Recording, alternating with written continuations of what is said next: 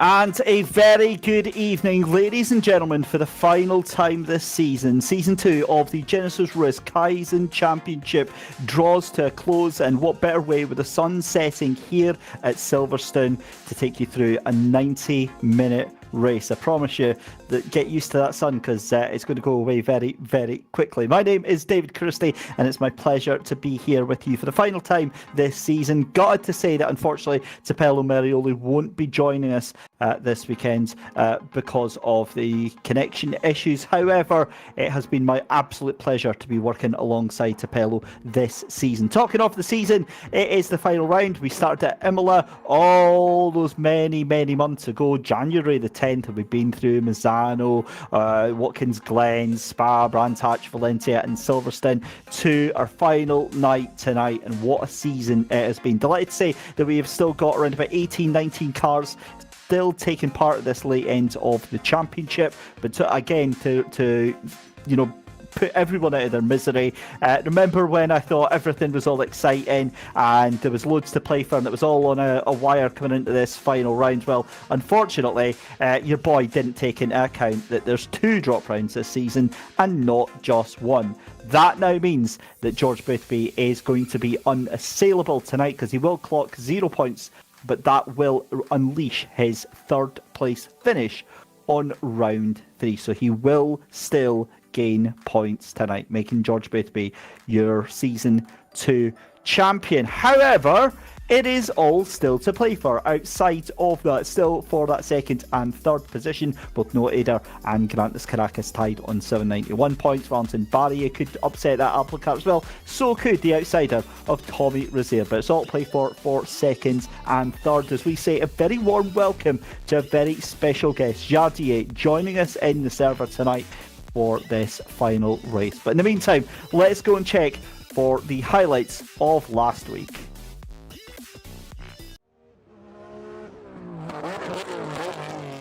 Noah Eder on pole position. Dennis Vietschork is in 2nd. Then Ailey Debons on row 2 in that number 24 McLaren is alongside your championship contender Grantis Caracas. Now crucially, Grantis ahead of his other title contender. We are ready here in the commentary box. The green flag flies and we are racing here for the 2nd last time in the championship. Season 2 is about to come to a close in the next couple of weeks. What is going to happen here tonight though? Noah Eder then leads on the inside. We've got cars going wide off into turn 1, but they all recover themselves nicely, as that is going to be Dennis Vietschork coming under pressure there, and there goes Ailey Debons as well as Grantis Caracas fires up to the inside, and that is Marco Schade that gets caught up in there. I think George Boothby also gained a position there. You have Boothby up into is a P4 already.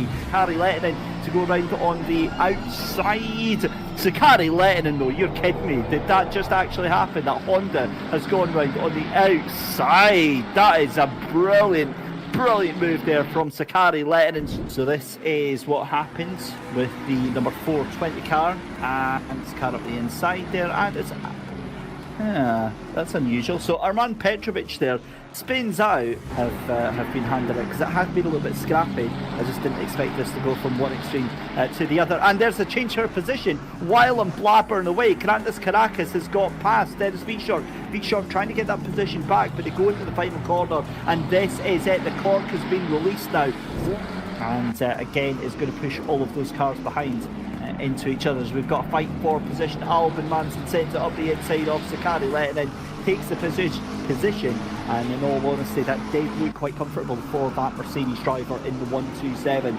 And there we go, Caracas comes out, but that looks like it's Valentin Barria that almost had the jump here, and there goes Grantis Caracas. It's going to be very, very close down into turn 1, but Caracas does it. And have a look at you've got Valentin Barria in there as well. 6 minutes left to go in the race. Grantis Caracas then 2nd place ahead of George Boothby. This is all Boothby needed to do, as that was a little bit of a snap there, and there we go. That's a huge thing. Drive through penalty for Grantis Caracas, ladies and gentlemen. That could have a monumental impact on the championship. Go, that's going to be an automated penalty for exceeding track limits side by side, and that is an easy move for position there for Sakari Lettinen. Very, very straightforward move. Going to be super, super close. Oh! The leader's lost it! Noah Eder loses it into the gravel at the final corner, loses the lead of the race, hands it over almost certainly to George Boothby. George Boothby takes the lead of the race, and I get the feeling, ladies and gentlemen, that might be it. That might be your championship winning move right there. It's going to be a race win for George Boothby ahead of Dennis Vietschork. Noah Eder is going to be absolutely furious. I'm not looking forward to having a chat with him, and proves that frustration by absolutely sending it into the barriers. As up the inside goes Grandes Caracas, trying to take the move here. It's a side-by-side move with Samir Foch, but I think Foch has got the inside line. Foch has the run, and it's going to be Foch from Caracas. We have a tie for second place.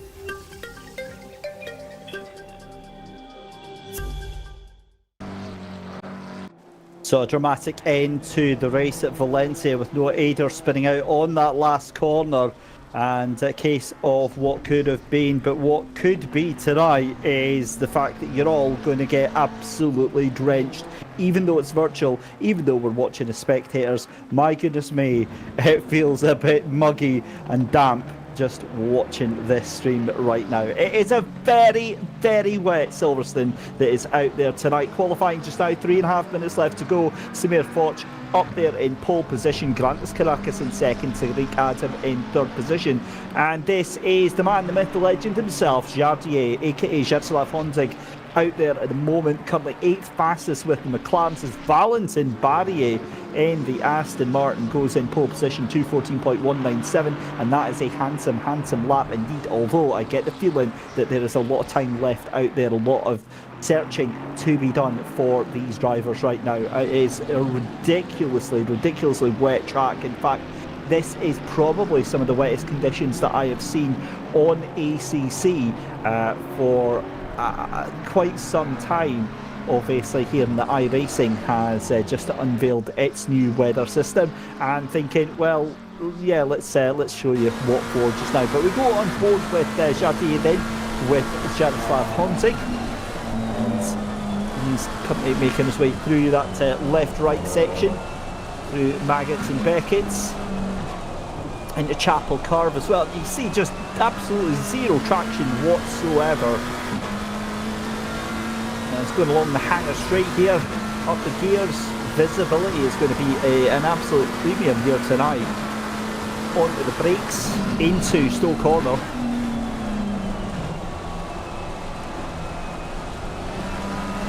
So again, just really struggling to get any sort of give in this whatsoever.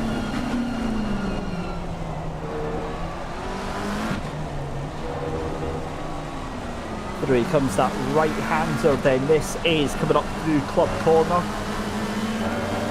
and then along the Hamilton Straight. So this is essentially the second half of the circuit that we're going to go into just now, with 1 minute and 30 seconds left to go on the clock.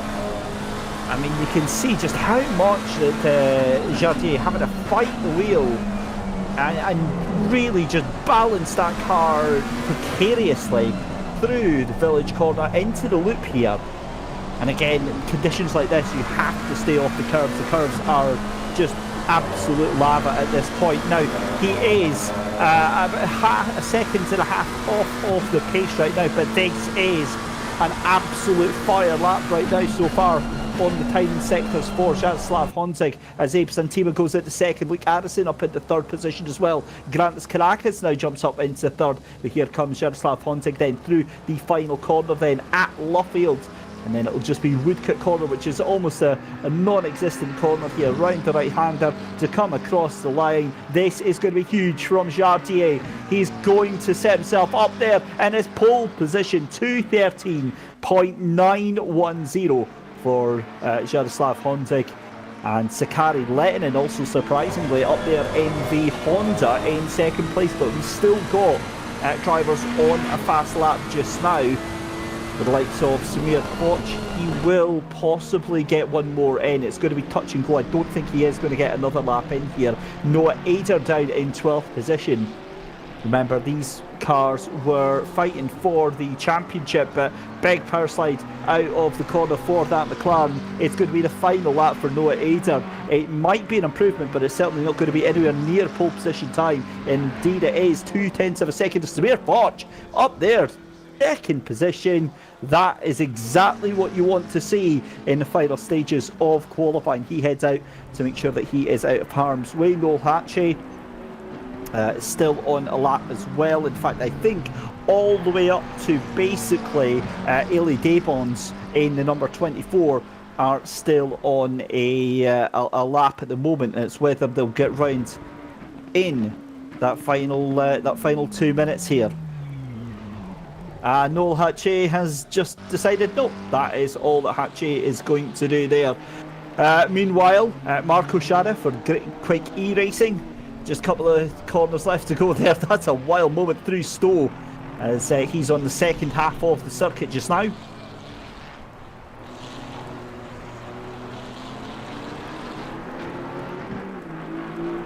One minute 25 left for all of the drivers to actually make a difference here. I think this is potentially going to be up into the top 5 as Valentin Barry goes back at second, and Luke Harrison takes pole position. Luke Harrison for Genisus Esports up into pole position. Grantas Caracas only good enough for 6th, but does Jaroslav Honzik have another one in the bag just now? He's going to come through the final corner. This could be big. This could be massive for Jardier. Can he take pole position? He can by 7/100ths of a second. Right, the last gasp here comes Ailey Daybons for Genisus Esports Academy, currently in P7, and that is where that car is going to finish. We do have a couple more cars out there just now. Tariq Adam is going to get his last lap in there as well, but I think that is pretty much going to be it. Tariq Adam, 2-place improvement for them, as we've got the number 29 coming across as well. Tommy Rozier again taking a little bit of that curve on the inside of that last corner there, up to 9th position, so great improvement there for Tommy Rozier. Marco Schade comes across the line, and that is 11th place there. So a huge lap right at the last gasp there. A little bit of a fight coming into the final couple of minutes, but it is going to be Jardier himself as somehow magically we go back to sunnier situations here at Silverstone. But of course, our eyes are going to be fixated on what those track conditions are going to be like when we head back down to the track. I think that it is still going to be mildly moist, I think is the safest way that I can put that for just now, because it's going to be so tempting for these drivers to absolutely gun it through the first couple of laps if it is in those conditions. And oh man, so much is resting on tonight, because of course the championship is done, but the championship win is done, but there's still a lot to play for when it comes to the top positions.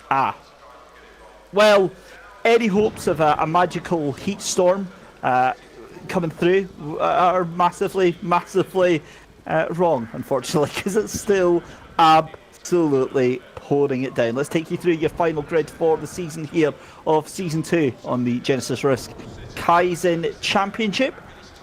And it's going to be Jaroslav Honzik in pole position, lining up alongside Luke Addison, who very briefly had that pole position.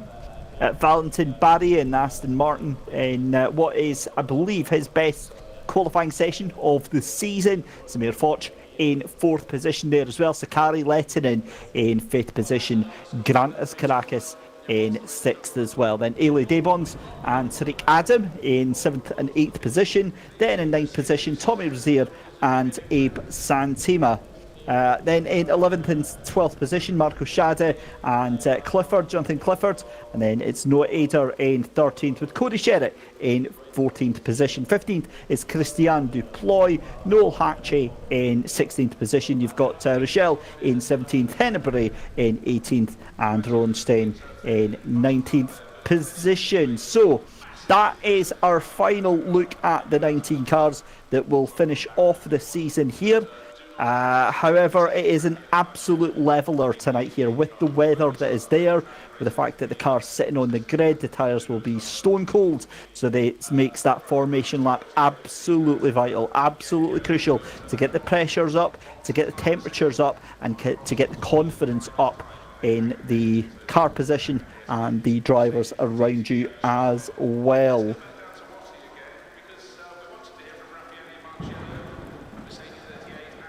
So you might wonder why the cars are possibly sort of floating in midair or tilted to one side slightly. Some of them you'll see, for instance, you can see that the Ferrari in the background there. I think that's Cody Sherritt you can see there.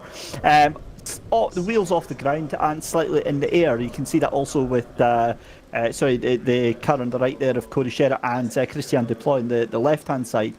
What that means is that the cars are in their setup menu. It means that they are going through the last changes. They're maybe making some adjustments to the suspension or to the fuel load that they've got on. Of course, it's very common to have a separate fuel load for the qualifying as you do for the race, and it wouldn't be the first time that we've heard of drivers forgetting to put in the full amount of fuel for the race and instead starting with the light amount that they would do in qualifying. But for the final time this season then, we are about to go on our formation lap.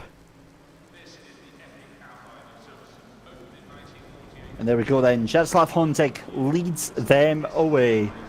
And this, as I said, is going to be a voyage of discovery. Qualifying would have been one thing, but getting yourself up to racing speed very quickly is going to be another matter altogether. Beautiful effects from the water on the ground here in the Assetto Corsa Competizione. You can see some of the rainbow-like streaks on the tarmac. And this is going to be a very grueling race for the drivers here.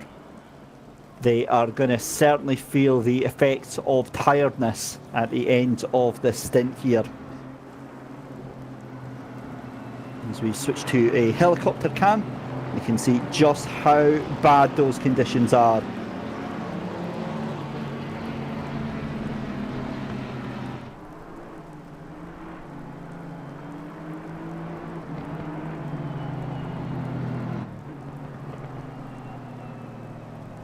Again, coming round the circuit. This is coming under the bridge then through Chapel Carve, through the Hangar Straight. They're still on the first half of the circuit, of course, coming up towards Stowe and Vale Corner.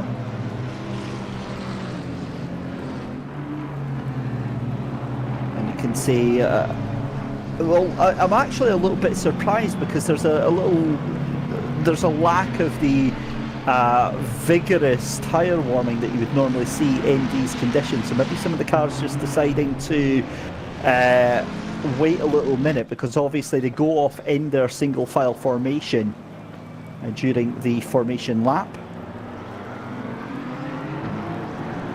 And then towards the end, towards the final sector, they jump in. Now, hang on a minute. Luke Harrison is starting from pit lane.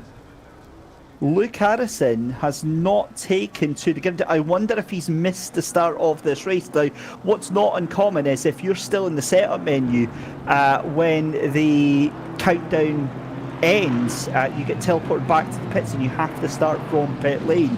It could also be that Luke Harrison has decided that he needs to quickly change something in the setup with the car.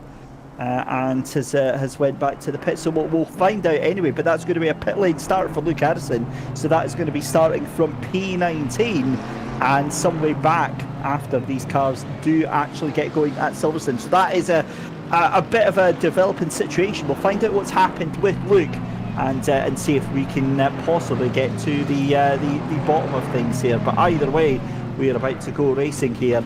And I think you've got a lot of drivers that are going to be looking forward to this final hurrah tonight.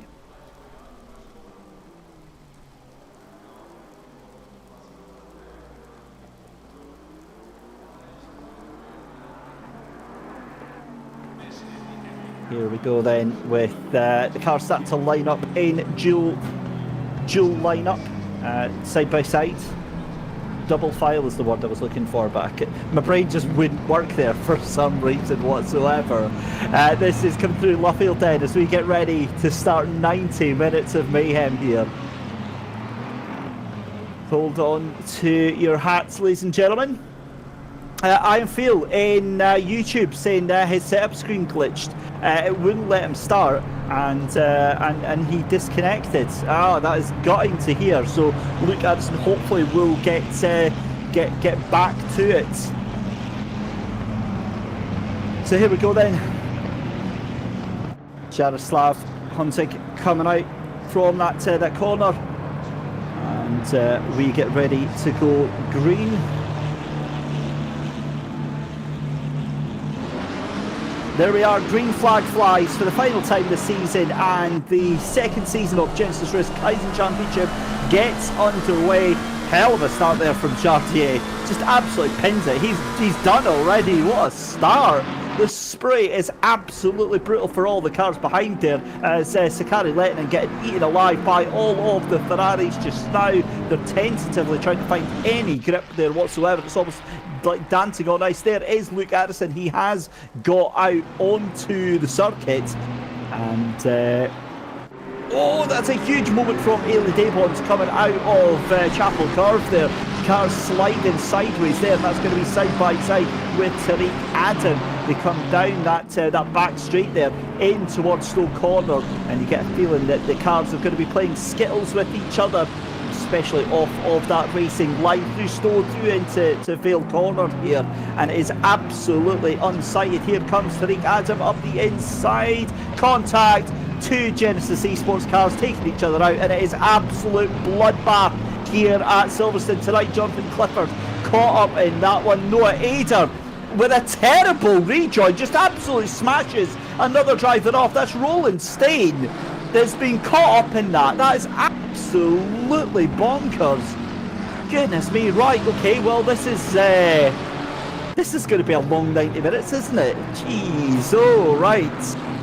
Valentin Barrier is down into, or up into second position rather, managing to avoid all of that nonsense that's going on behind, as Samir Foch in third position. But I mean, I'm trying to rack my head at what happened there, and somehow Luke Addison is still at the back of the field. I think he'll be trying to catch up. Well, no, he's got ahead of Stein there, but yeah, I just, wow, I don't know what to say for that. Goodness me.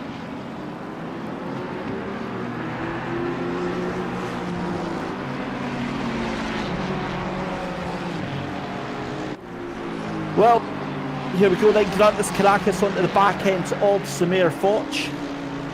And what I'm going to be interested in seeing tonight is the conversation with the stewards. Now, obviously, we're privy to some of the information that goes on. We won't be saying anything until it is made public here, but well, I can guarantee they'll have their hands full tonight here. But interested to see that Jaroslav Hontig being held to account here by Valentin Barrier.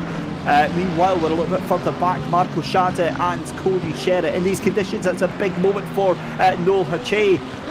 This is a brilliant bit of fighting going on here. But like you said earlier on, this is the great leveller. Rain is the great leveller. It just completely evens out the level of skill required. It ramps it up massively, and well, it's just absolutely nuts. It really is. You can see a car wide there. That is the number 72. That's Valentin Barrier. That was your second place car that has dropped all the way back there. So what on earth happened to Valentin Barrier? I'm a little bit confused. In fact, what's happened to Jardier? Jardier has gone from the lead now. He's down into 5th position. So obviously, I'm going to put 2 and 2 together and say something's happened to the pair of them. That now promotes number 2, Samir Foch, into the lead of the race. I am absolutely not seeing things. I'm absolutely... Wow. Right, okay, let's check this replay from Noah Ader then. Back... I hate ragging on people. I really, really do. But this is one of my pet peeves. So he gets into the middle of, and he's obviously raging at this point. Red Mist comes down, foot down, comes straight back onto the circuit, and just clatters another car there. Now the thing is that car is obviously struggling for traction, and that could be a completely misleading camera angle that we're seeing there. But either way, I mean, I'm not sure on how that actually happens.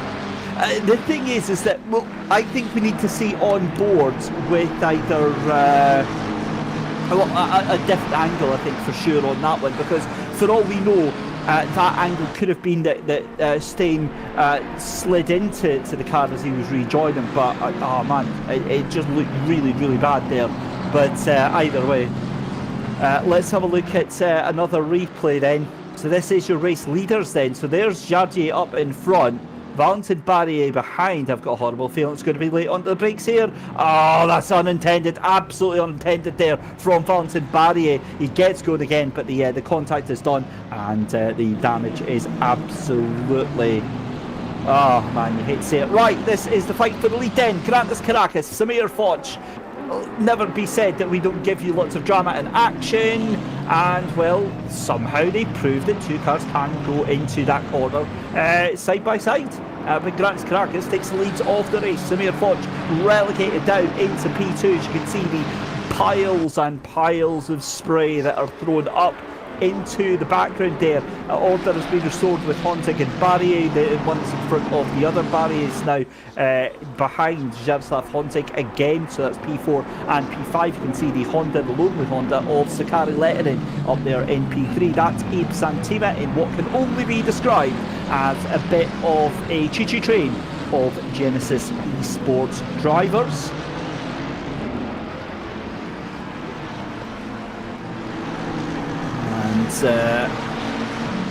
Well,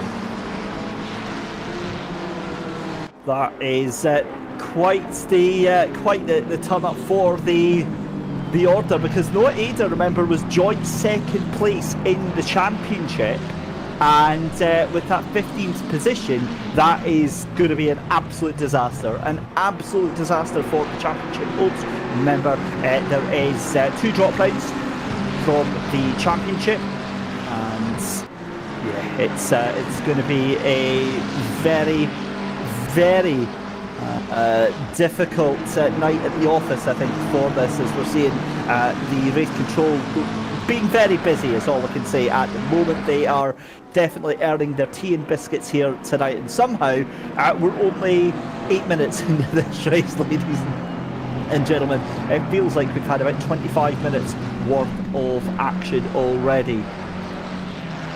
Iron Field saying, what's going on in this race? Answers on a postcard for that one, I'm afraid, because here comes Jardier onto the back of Sakari Lehtinen.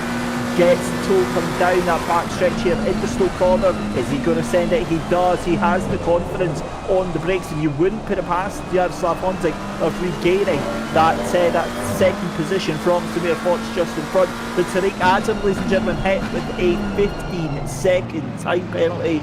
That's a 15-second time penalty for Tariq Adam, and the number 9 then getting a penalty. We'll wait till that comes through on a graphic that we're able to share with you.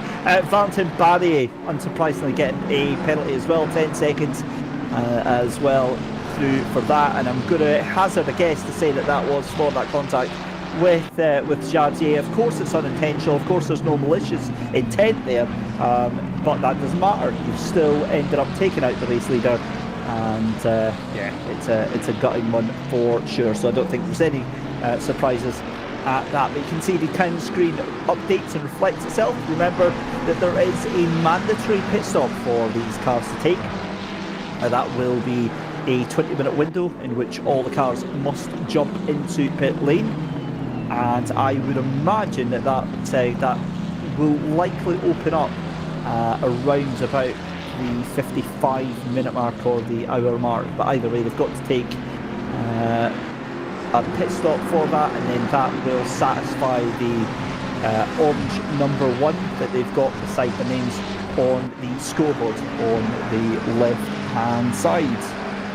So here we go then, racing from race control, instead between cars 24 and 49. That was where the 9 hit and spun with 24 out. That was Tariq Adam on Ailey Daybond, and that is a 15-second time penalty for Tariq Adam for that one. And then the incident with the number 72, that's Valentin Barrier, that is because Valentin Barrier, we saw that on the replay, broke too late and went into the back of Jaroslav Honzik. And that is a 10-second penalty for that one. And I've just seen that Christian Duploy has got a 10 seconds penalty as well.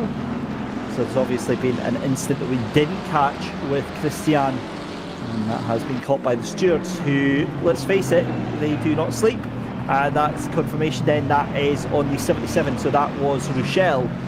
Caught out by Christian Duploy, and that's a 10-second time penalty for causing a collision.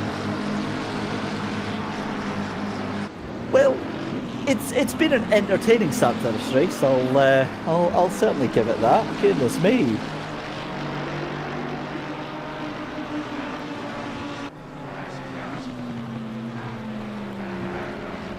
As we're watching Luke Addison now.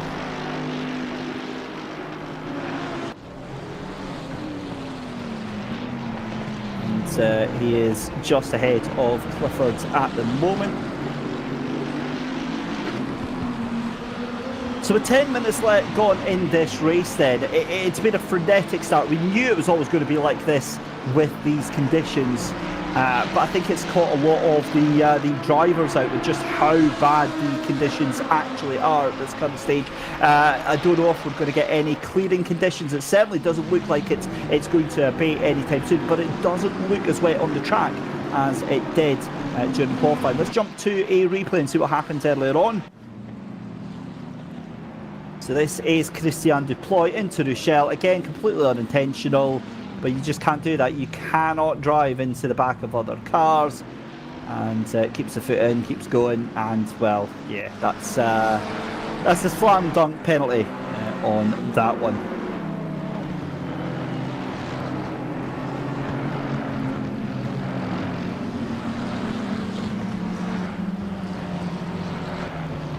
Back to Jardier then, Jaroslav Honzik onto the back of Samir Foch, the number 2 Ferrari. And it's all late onto the brakes into Stowe corner there, and again you just see on the absolute tiptoes, on the absolute edge of everything. My goodness me. You can see just how much he's having to push here.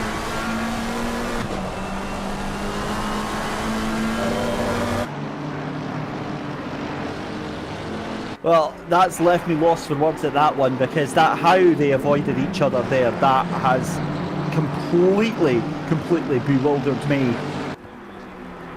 And another penalty, Luke Harrison getting a penalty, so it's gone from bad to worse for poor Luke today. Incident between cars 213 and the 13. So Luke Harrison hitting Christian Duploy, 5-second time penalty for causing a collision. This is going to be a running theme through the course of the day, you've got to say.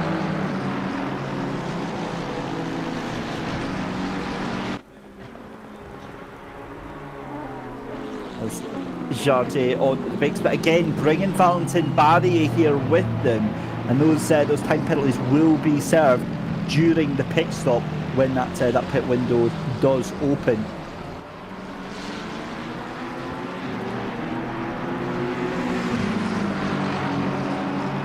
And again straight on to the back end of that Ferrari. Here comes Jardier. Does he have anything he's able to do? Surely not at Stowe corner. Yeah, that's not likely to happen. So we cross on to another lap here. This is now lap 6 that we're on. Is it going to be a move into Maggots and Beckett's? The two of them absolutely hemorrhaging time to Grantis Caracas, who's away off into the distance right now. Valentin Barrier, he'll be well advised to just kind of sit pretty and watch what is going on here. But again, Honza gets a better run out of that corner here.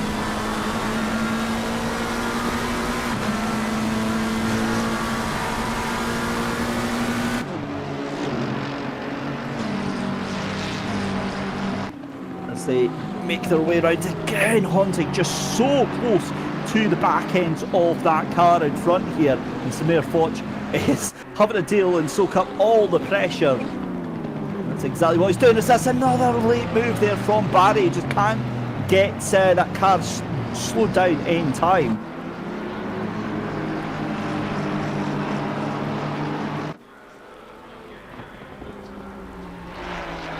There is your race leader, Genisus Risk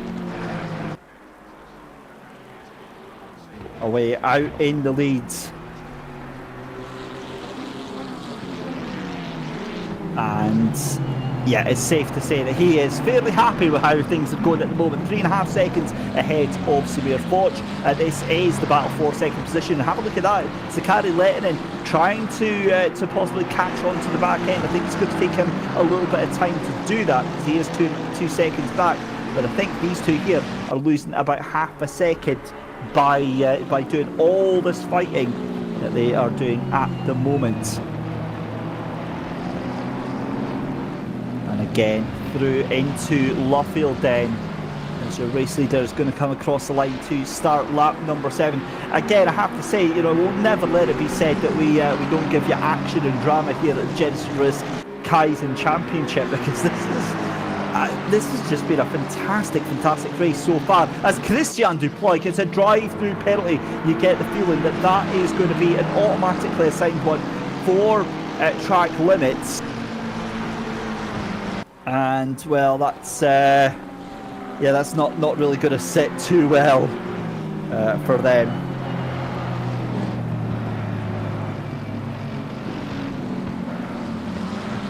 And now the gap has kind of come back to Barry here.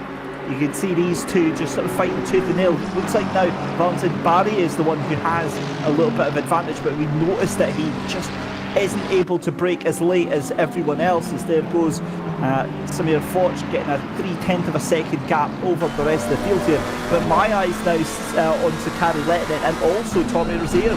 Those two starting to come back into this little fight here just a little bit.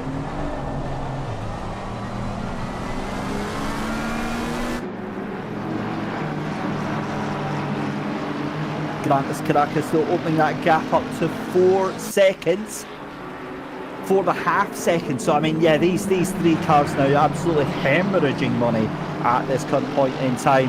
And if anybody is wanting to try and take the win from this race, they're going to have to get the move done now, because 75 minutes in this race, in these conditions, you're going to have to get a move on and yeah, absolutely set fire to the things just now. Here is Tommy Rozier though. He's on the back of Sakari Lehtinen, so those two were trying to catch that 3-car group, but I think they're starting to fall back a little bit from the wayside as well.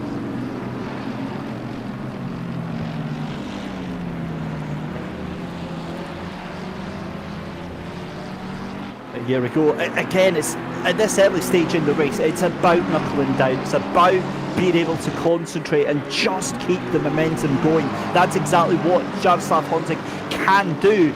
But he just doesn't seem to be able to have a way past of Samir Foch right now. He gets right up to the back end of Samir Foch, and then he has to back off, and that allows Valentin Barry to see an opportunity there. Can't quite get it, but oh wow, that is super close. But again, you can see the two of them just really struggling for any pace whatsoever here, and the gap now is 5.5 seconds to Genisus Risk up in the leads of the race. And have a look behind as well, because there is Sakari Lehtinen.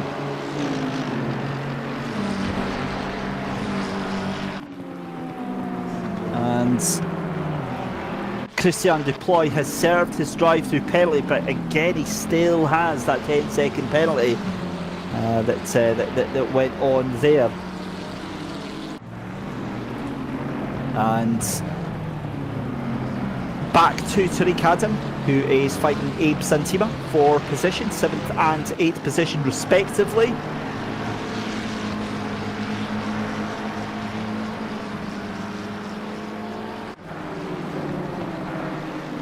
With an hour and 10 minutes to go in this final round of the season here at Silverstone. Silverstone, by its very nature, and I'm going to be controversial here as usual, but it's not one of my favourite tracks in the dry. In the wet, however, completely different thing altogether, because the skill that's involved in just finding the bits of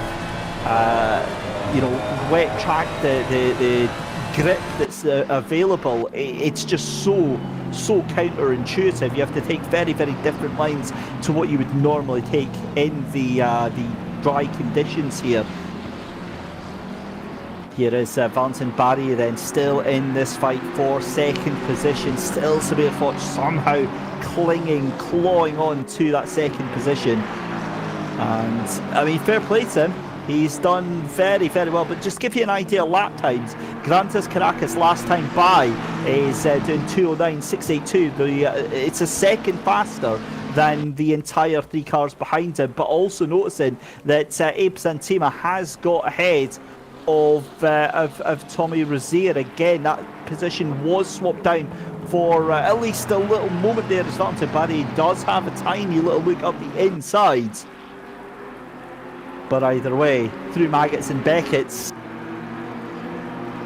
you see how quickly the momentum shifts from one to the other. It's through the brakes and through the tight twisty parts where the Aston Martin really does make its money on that Merc and the Ferrari. But if you watch this, so Jaroslav Honzik has got a little bit of daylight to the Ferrari in front, but because he has to slow down to catch the Ferrari and not run into the back of it, that's where Valentin Barry is able to catch up and keep that momentum, because when Jaroslav has to roll off the throttle, Valentin catches up and is usually in a position, as we see, further behind Tommy Rozier and Tariq Adam as well, still fighting it out, because that is fairly wide. That was a mistake there from Valentin Barry, and that's also a mistake there from Samir Foch. Has to go wide into Abbey, and that looked like a little, either a bit of contact there, or that was a little wiggle from that car of Jaroslav Honzik there, trying to get back onto the power. It looked like the rear end of it snapped out. Is this going to be a move then through into the left-hander? Oh, that's late for Valentin Barry. He absolutely sent that car. What is going on? Jardier up in P2 already now. So he gets ahead of Samir Foch there. I've got no idea what the hell just happened there between the three of them. That was absolutely bonkers. Well, back to normal order then. Now the question is can Jardier catch up to that car in front? I mean, it's a tall order. There's no two ways about it, but yeah, it's not without the realms of possibility. We'll certainly see as the lap times come in. Back a little bit further though with Tommy Rozier and Tariq Adam. That gap now up to 0.4 of a second between the two of them. And again, watching the gap between Jardier and Grantas Caracas, remember it was 7.9 seconds, so it is come down very slightly. I mean, you know, playing devil's advocate here, I kind of do want to see that gap come down so we do actually get a race for the lead.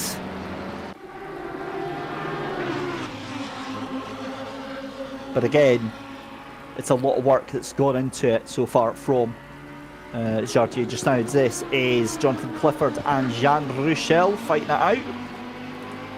Clifford ahead of Rouchel. Rouchel had the inside line there, but Clifford has the speed and able to go around the outside. The Lambos fighting it out. Not traditionally known for their wet weather running, but they're doing a fairly decent job here. They're pushing.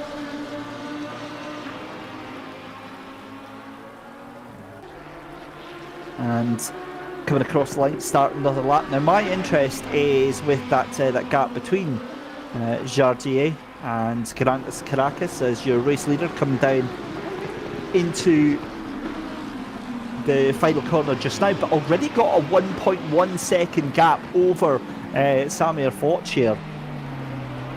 So not really under any pressure for that second place just now, but we did see that that mistake earlier cost the pair of them quite badly, but he will be happy that Valentin Barry is in that fourth position. So Caracas comes across the line. The gap is now 8 seconds, so you know it's not coming down is the simple fact there. It might be stabilising, it might wobble by 1 or 2 tenths, but it's not coming down in the way that it needs to for that 8-second gap to evaporate.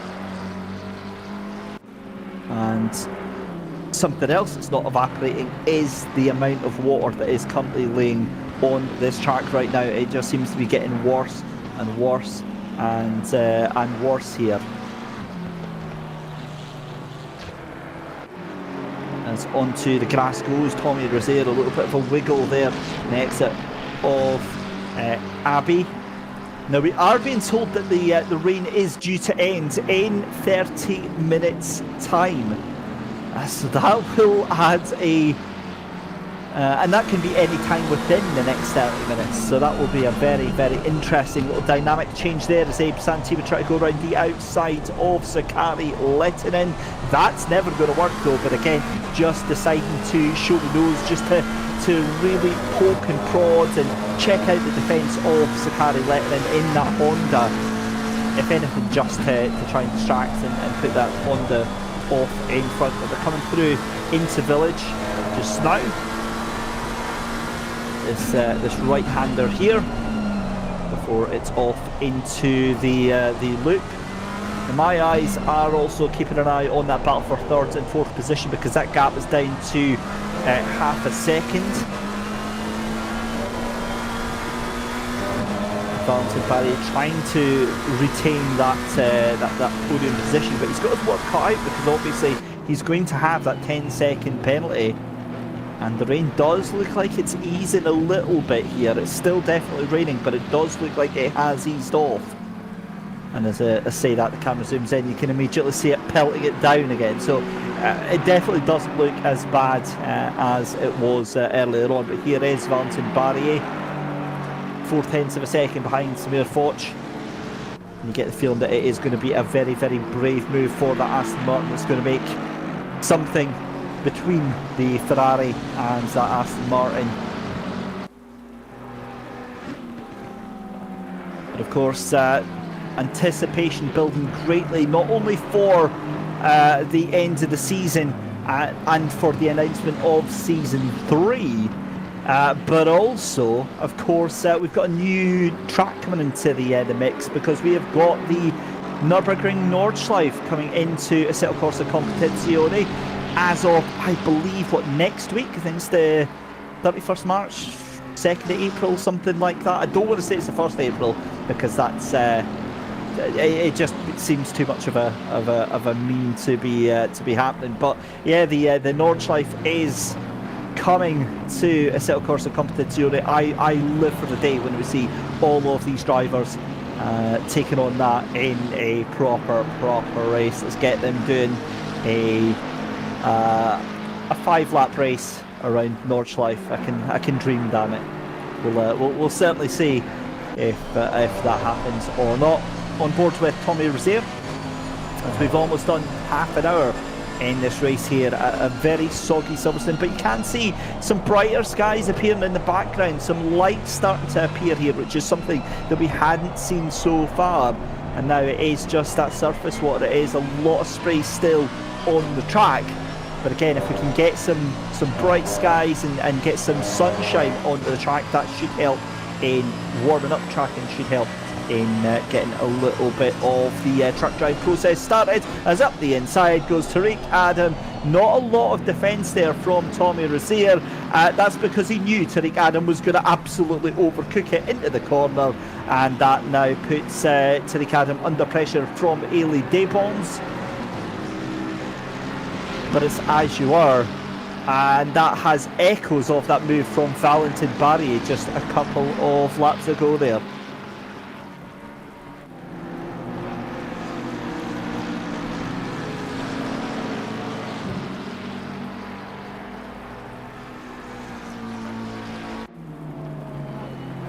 As we see the three of them going through, Maggots and Beckett's for lap number 13. And again, you can see a lot of the cars now, while, you know, it might have, in some people's minds, calmed down and quietened down. It's mainly because a lot of the drivers just essentially settling into a rhythm, into their focus here. Because you'll also notice that a lot of the drivers driving together in packs. I don't know, for those of you that do sim racing, if you're like myself, I prefer having a buddy out there on track to both spar with, to help push me on, and also to basically follow. It gives me a little bit more confidence, especially in these sorts of conditions. Follow their lines, follow their braking paths, and you can do all the fighting after you have done the pit stop. But we are into the final hour then of our final rounds of the season here, Season 2, Genisus Risk Kaizen Championship. Dave Christie here with you on commentary. Unfortunately, no Tapello Merioli for our final rounds. He's still struggling with technical issues, but we do say a huge heartfelt thank you to Tapello for joining us on what has been another amazing series. That gap with your race leader Genisus Caracas now nearly 10 seconds over this gentleman here, Jardier, aka Jaroslav Honzig, and that will be going up to I would imagine 10 seconds by the time that we do get our pit stops.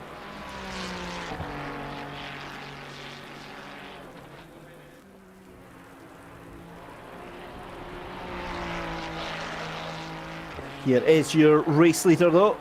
Genisus Caracas has looked cool, calm and comfortable. And again, now you can see that it's not a constant film of spray that's coming off the track here. It's just different patches of the track that do give up that level of spray. Especially coming down the back stretch here, as we've got a yellow flag, and that is the number 16 of Henbury. So Mark Henbury has had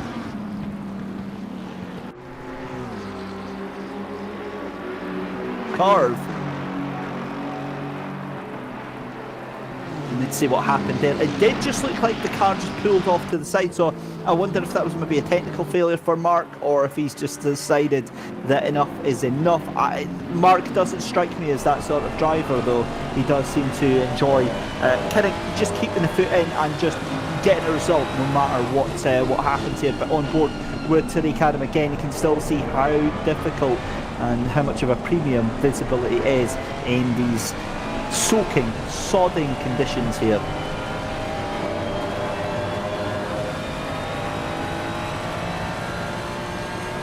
Well, I was going to say visibility, but there is no visibility here. You can't see anything on board, and that was Cops Corner, one of the most difficult corners here at Silverstone. And wow, that really gave you an idea of just how tough it is here. But we've got a 4-car, 5-car battle going on here. Sakari Lettinen, Ape Santima, Tommy Rozier, Tariq Adam, Ailey Devons, all involved in this fight for 5th position. As Valentin Barry still fighting for 3rd, as we will have the pit lane open very, very shortly for their pit stops that they have to do, the mandatory pit stop window. Of course, they're welcome to come into the pits outside of that, but it won't count towards their mandatory pit stop. So they essentially would have to pit at least another once during this race. And given that fuel is going to be an issue for these cars, they wouldn't be able to make it on the 90 minutes without topping up the fuel. But here is Valentin Barry again chasing down Samir Foch for that 3rd position, as he has done for the past 20 minutes right now. Remember, Jaroslav Honzig was involved in this battle as well. He finally cleared Samir Foch's. Ailey Devons makes a move on Tariq Adam, and you get the feeling that might have been as a result of a mistake there from Tariq Adam coming through Maggots and Beckett's, or possibly through Cops Corner. That would certainly explain the lack of pace coming through that left-right complex. And we're going to get a first challenge for the race leader, Genisus Caracas, because Roland Stein is going to be catching up, and that's a beautiful move by Valentin Barry on the inside. It was a nice cutback. That's 100% going to have been started through into Stowe corner, and then through into Club and then into Vale. So fantastic move there as we go into Cobb's corner. Valentin Barrier, yeah, fantastic stuff. In fact, sorry, that's of course not Cobb's corner. That is one thing that is my Achilles heel here at Silverstone, is getting Abbey and Cobb's mixed up. Of course, Abbey is a much shallower corner than Cobb's. Cobb's brightens the bejeebus out of me, because if you get that wrong, you're off into the wall. But Tariq Adams still fighting with Ailey Devons. Devons has the inside line. You're kidding me. How has Tariq Adams been able to drive around the outside there? But Ailey says, nope, not having that, no thank you. And decides to quite casually just take that position back. Meanwhile, while those two are fighting on, Valentin Barrier, Samir Foch are still fighting along, as is Sakari Lehtinen and Abe Santima. So the Honda, you've got to say, I mean, doing a splendid job. The Honda is a car that we've not seen as much of in the past couple of seasons. Well, basically since the car was released, the Honda's just, it's been crap. But frankly, it's been absolutely woeful. But now, with the recent balance of performance, and you've got to say the absolutely sublime driving of Sakari Lehtinen, it's had a new lease of life, and it's fantastic to see that Honda badge back up into the front running here, as this is Cody Sherritt chasing down Noel Hatchey. Also, interestingly, Jaroslav Honzig has brought that gap down from 9.2 seconds to 8.5 seconds. So I wonder, maybe Jardier has been doing a little bit of tyre saving as well, knowing that the rain is coming. The pit stop window has opened, as I suggested, at 55 minutes. Now here's the thing, if that weather is going to be changing in the next half hour, are we going to see drivers having to make 2 pit stops during this race? Because surely if it dries up, then they are going to have to at some point jump into those dry weather tyres.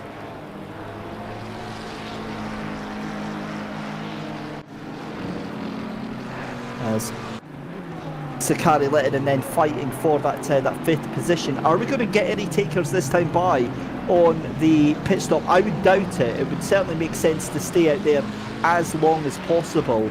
Not only because it's still soaking wet out there, but also because you're going to want to get the most out of the drying conditions if it does start to dry up, because it won't fall off immediately. It won't be a case of the rain stops and then it's time to put on the dry tyres. There will be that crossover period for at least 3 or 4 laps where the surface dries and the tyres start getting faster and faster and faster, and then it'll be time to get the slick weather tyres on. But it doesn't look like we've got any takers into pit lane as of yet. Remember, they get 20 minutes to do that.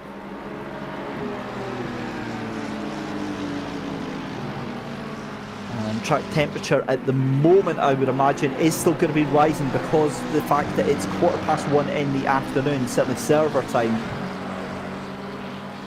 So the temperature does tend to rise to around about 2-3 o'clock. Then it turns and starts getting cooler after the hottest point of the day. The other thing as well to remember is that the air temperature will be kept up a little bit, because when it's cloudy, that does retain some of the ambient temperature that is going around here. And as soon as the clouds do clear, that's when the temperature can dissipate if it's a cooler day. But either way, back to the fight for 14th and 15th position. Jonathan Clifford holding on in the battle of the Lambos, the 999 versus the 77. Jan Ruschel keeping him honest at this midway point of the race. Well, it's as near as damn it anyway, because we're coming up to the 45-minute mark. But again, good run through Stowe corner for Jan Ruschel. They're going to be side by side into the corner. And the thing is that Jan, absolutely knows that car is not going to get that position into club corner. But it's all about the exit and trying to get that cut back as they go along the Hamilton Straight. And Sakari Lehtinen now is the cork in the bottle, because Abe Santima coming under pressure from the Mercedes, the 29 Genisus Mercedes of Tommy Rozier. Ailey Devons has dropped off a little bit, possibly caught up in their own fight with Tariq Adam. but that one will come back towards if certainly if this bottleneck does continue here. And when I say bottleneck, that's with the greatest respect in the world to that Honda right now, because Sakari Lettinen is 2.5 seconds off of Samir Foch right now. There's Tariq Adam having a look on Elie Debons, but again can't make anything happen here. Another car hit with one of those penalties, the timed penalties. And we'll have to serve that into pit lane when they do decide to go in. Still no takers for that mandatory pit stop though.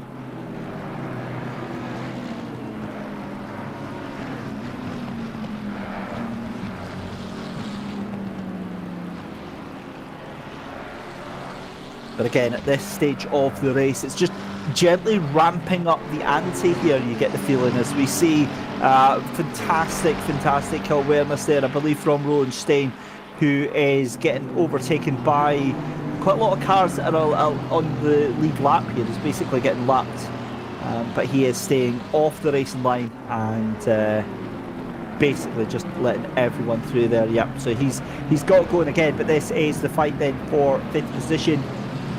And again, stuck in that difficult position is Abe Santima. There's the Lambo fight still going on. That is going to be Jan Rochelle finally getting ahead of Jonathan Clifford. And you can see the indicators there flashing on that Lamborghini. Possibly in celebration of finally actually getting that move done. But Jaroslav Hontig. Now this is a little bit of something that's been flying under the radar there. The track is drying. There is no two ways about it. The track is definitely drying here. Jaroslav Hontig last lap round 206.785. Last lap round for Grandes Caracas 207.347. So the gap come down by around about 0.8 of a second every single lap. Caracas comes across now and he goes in a 207.5. Again, nobody into pit lane just yet. And Jaroslav Hontig doing a 207.1, so another 0.4 of a second taken off of the times here.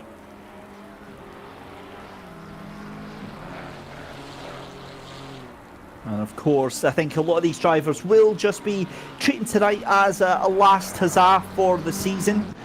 I'm very impressed that we've still got such a strong turnout for the final race of the season.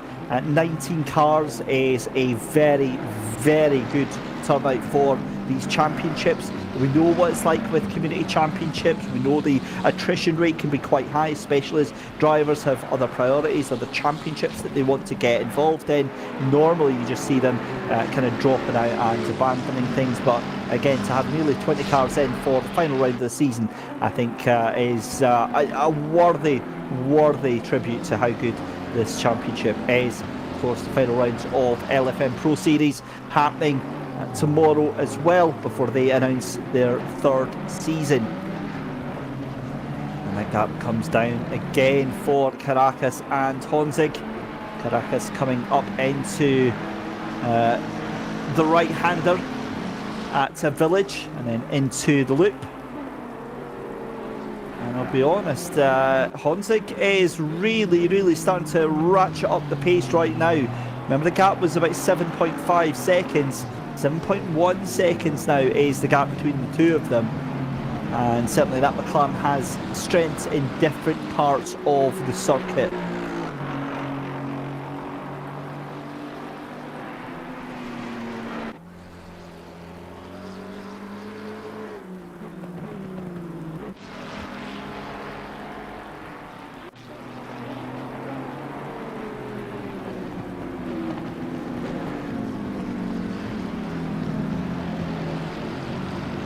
Through into the left and right hander at Luffield though comes Tommy Rozier again. A real stalemate going on between Lettinen and Santima, Rozier and Debons, as that is Abe Santima who has decided to go into pit lane. So I believe that is our very first car that we have headed into the pit lane. 11 minutes left to go, that is indeed. So Abe Santima is our first caller.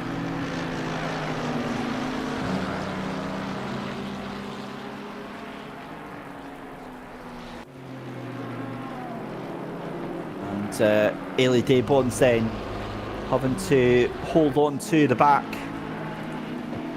of Tommy Rozier, of course, clearing off a little bit from Tariq Adam. Remember, Tariq was desperate to try and get past here, but it is Daybons in that Genesis Esports Academy car who is harassing that Mercedes just in front here. Lap time wise, let's have a quick check then. 2:06 now we're into at the moment, so again the rain definitely easing up here.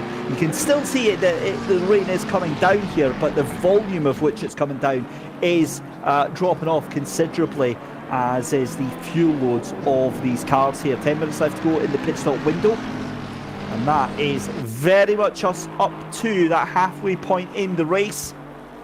Of course, 90 minutes separates into two 45-minute races here, and that is exactly what we have in store for the day today. What we're going to see in the final race of the season, well, what we have seen is it's a disaster for a lot of drivers, and one of those drivers is Abe Santima. Our first driver in the pit lane has got a stop-go 30-second penalty for speeding in the pit lane. That, ladies and gentlemen, is how to shoot your own race in the foot, and Abe Santima has given up. He is alt F4, back to pits, and he is done, dusted. Good night, Vienna. 19 cars becomes 17 cars. Oh, you hate to see it. You really, really hate to see it. Right, in the meantime, Noah Ader, who is another driver who has had it all go very, very wrong for them in the course of the race today.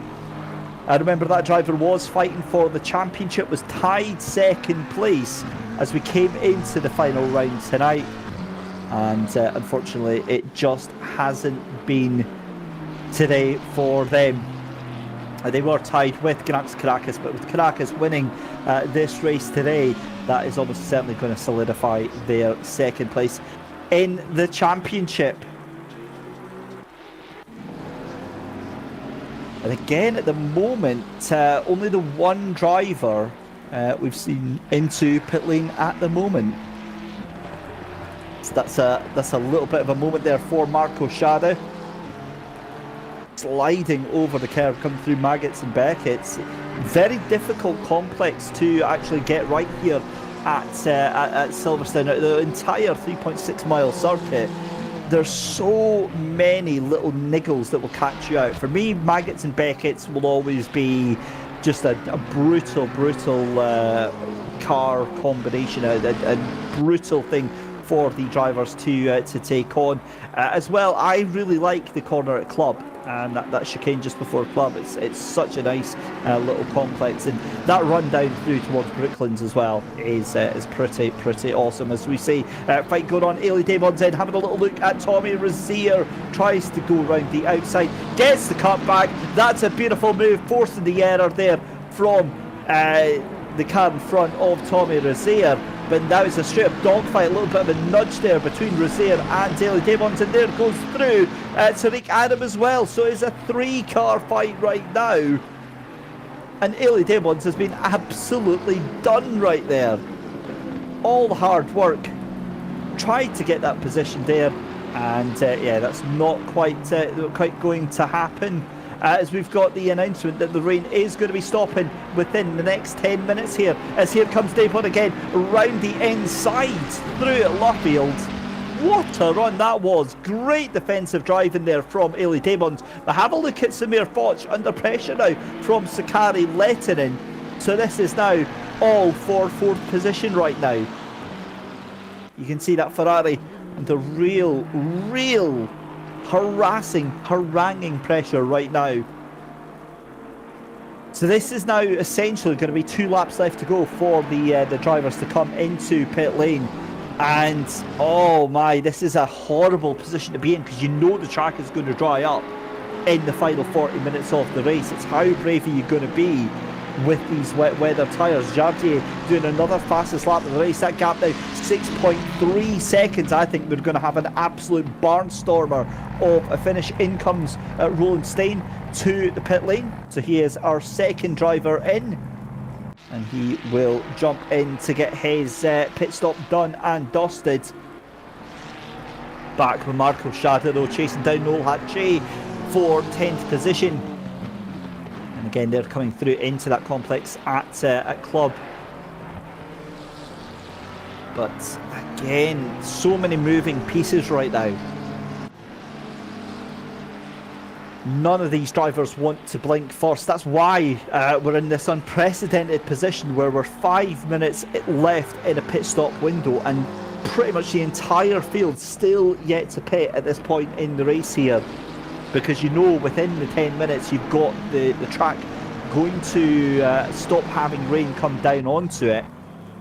There goes Roland Stein out of pit lane. That did rain. I'm quite pleased with that. But across the finish line goes Genisus Caracas then, 206.5, and it was a 206.4 last time by for Jardier. So that gap comes down now to 6.1 seconds.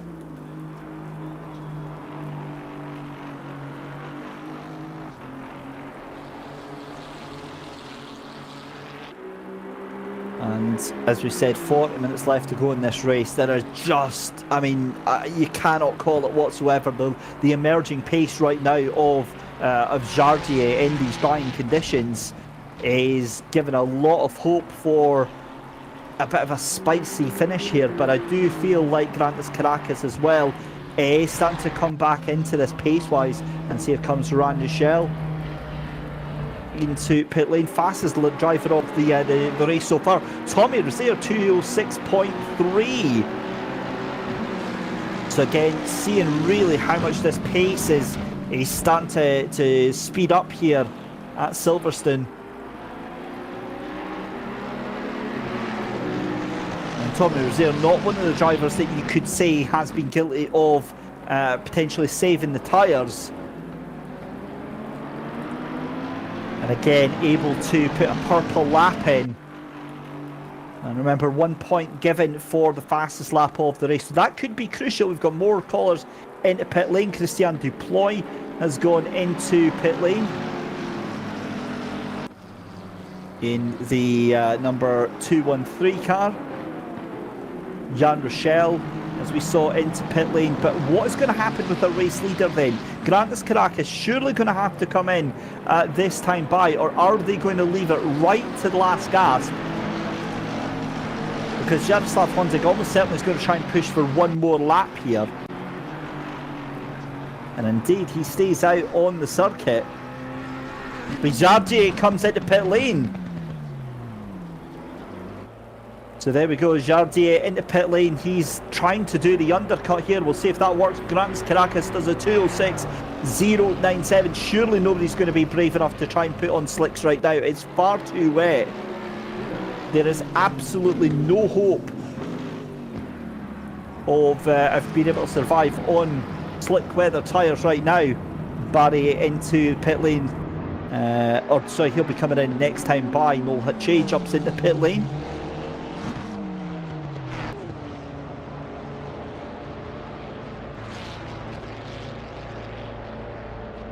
And this is where the chess pieces start to move for their final fight, as it were, as Jonathan Clifford late and heavy onto the brakes. I think he might have been a bit too late on the brakes there, and you get the feeling from the body language of that car that we're not to be surprised if an SG30 marker appears next to his name. As there goes Jardier then out of pit lane.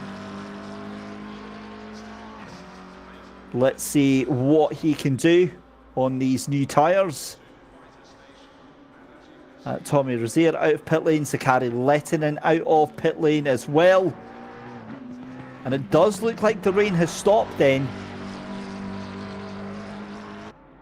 So the rain has stopped completely. How quickly is that track going to dry up? And more importantly, with Genisus Caracas now with an extra minute and a half of track time, knowing that the rain has stopped here, what is he going to decide to do? Because again, surely it's too early for slick weather tyres. But we will wait and see. It's because the track will dry in like 10 minutes to the point of the wet weather tyres just do not have any pace in them at all. We'll see as Genisus Caracas then comes into pit lane. 35 minutes left to go in the race. Samir Foch into pit lane as well. Valentin Barry is going to come in. And pretty much everyone's going to have to be in on this lap here, because this is it now. You've got 42 seconds. And here come the rest of the field. It's going to be a very, very busy pit lane just now. But here comes Jardier, aka Jaroslav Honzig.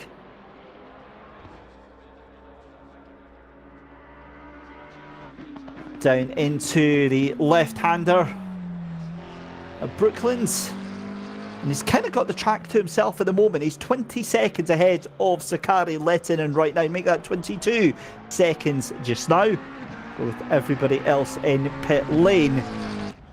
This looks a little bit interesting, as we've got an accident on track there. That's the number 30 of Sakari Lehtinen. Goes very, very wide at Aintree, spins the car, and I'm pretty sure that car's gone into the wall. Meanwhile, here comes Jaroslav Honzig then. That gap looks to be around about 4, maybe 5 seconds up to Grantas Caracas. And again, you can see how few and far between those water trails are. And Barry has got a 30-second penalty! A 30-second stop-go penalty for Valentin Barry. So any chance that he has had is absolutely out of the window. He is going to be at the back of the field. And that is just devastating for Valentin Barry to have that at such a late stage of the race there. Feeding in pit lane. And that is an absolute stomach punch for the Aston Martin driver. What a terrible way to round out the season for Valentin Barry. Samir Foch and Ailey Debons are almost certainly going to get past it, although saying that, Ailey Debon's up into fourth position. Right, let's go for a replay here then of Sakari Lehtinen. This is coming through the loop and then through Aintree, clips the curb on the inside, and thankfully doesn't actually hit anything. That's an ego bruise, nothing more. Samir Foch round the outside of Valentin Barry there. And yeah, that is a difficult thing to watch there. Right, here we go then. Battle for the lead is now down to 1.2 seconds as we're watching Marco Sciarra and Corey Scherer fight for P7 and P8. We're going to have a fight for the lead very, very shortly here. And remember, with these track times, track condition drying very, very quickly, I get the feeling that one of these two is going to be into the pit lane very, very shortly indeed. Here comes Cody Sherritt. And there we go, this is a fight for the lead. So what is going on with Jaroslav Honzig and Caracas? Has Caracas tried to go into dry tyres? Is that what is going on here? Because that was a 3:05 here. Yeah, so the white line then, as they go side by side, Jaroslav Honzig's just going to drive round the outside, or at least try to drive round the outside. This is absolutely huge. Jaroslav Honzig, no room at the end here. He's definitely got more pace right now. But it's not. It's so close here. Jardier wants to take this this position away here. But it's just so difficult. And there we go, up the inside goes Jardier, goes Jaroslav Honzig. Now again, you'll have to forgive me, it's been quite a while since I've done wet weather ACC commentating. For the life of me, I can't remember, is the white stripe the wet weather tyre? So the white is the slick weather tyre. So here's the thing, Caracas obviously lose out. We knew that the pace is going to be unreal. But the thing is that there's no way, absolutely no way that Honzig will hold out on those tyres. And Noah Ader getting a drive-through penalty. That car's done and stopped in the middle of the track. He is out of the race as well. That's another day that's gone from bad to worse. So the point being that Honzig will take lead of the race. Caracas will fall back quite considerably. But for how long? How much of a gap can Jaroslav Honzig pull out with these wet weather tyres, given that track is going to dry very, very rapidly indeed. It's a hell of a gamble, and we'll have to wait to see how it all pays off.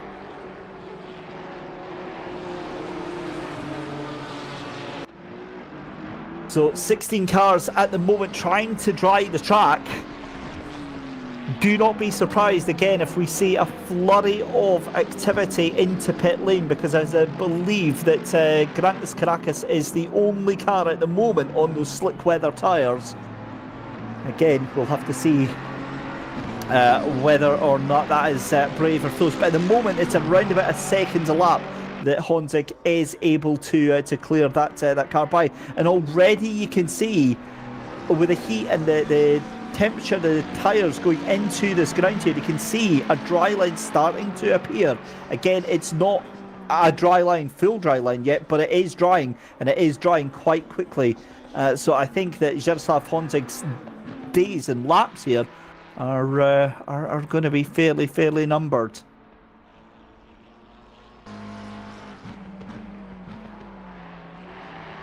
Here we go with Genisus Caracas.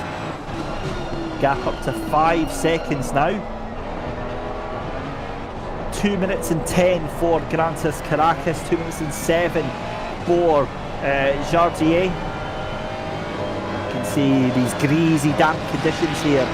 Not the best for slick weather tyres, but slowly those tyres will get life into them. See a little snap of oversteer every now and again, but you can definitely see the changing colour of the track here. That suggests that there is definitely moisture being taken off of that racing line here, and when it does change, it will change very violently indeed, because it'll go from being, say, maybe a 10-second gap for Jaroslav Honzig to Jardier is going to be losing 4 or 5 seconds a lap here. So again, it is going to change. It will change very quickly indeed, but it's at these 5 minutes here. It's going to be all about this. So for just now, the pace that's being opened up by Jardier isn't enough. You're going to need at least a sort of 25-30 second gap, I would imagine, here at Silverstone to make this happen. And there is a gap opening, but it's just not at the rate, it's not at the speed that Jaroslav Honzig needs for that to happen. But you can see, again, if we could go on board actually with Jardier and just get an idea of just how much he is hustling that car, pushing that car right now. Again, you can see the different colours of the track texture. So you can see he's staying to the right hand line. He's trying to find as much moisture as there is. It's a very different line. And what he's going to have to watch out is, as this track dries as well, not only are the slick weather tyres going to be faster, but he is going to lose a lot of speed with the temperatures of these tyres, because they will overheat, they will get sticky, and they will burn through. But again, we're still a couple of laps away from that, and a lot of damage could be done at this stage. It was the fastest lap for Jaroslav Honzig, 205.060. And again, backed up by the fact that all of the cars on wet weather tyres right now all doing 205s and 206s, whereas Genisus Caracas losing out 5 seconds, 5 whole seconds on that last lap there. So, oh man, this is just far too close to call right now. As Jardier is going to have another car in front of him, Christian Deploy. I wonder as well if Valentin Barry has come out on slick weather tyres actually, because he has went from 3rd position all the way down to P12, and he is really struggling right now.